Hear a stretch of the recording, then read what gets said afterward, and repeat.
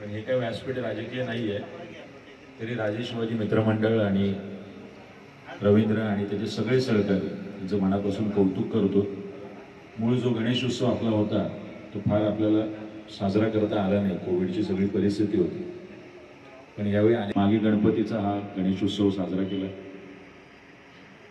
त्याही ठिकाणी सांगितलं की एक नवीन तरुण पिढी या निमित्ताने का होईना या सगळ्या आपल्या सणांमध्ये पुढाकार घेते। आजही इथे दिसत असलेले मोठ्या थाटामाटात आपल्या विभागात साजरा करावासा वाटतो।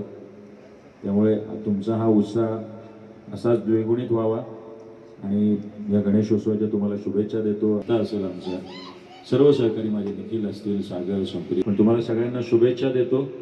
आणि लवकर आलोय का उशिरा आलोय?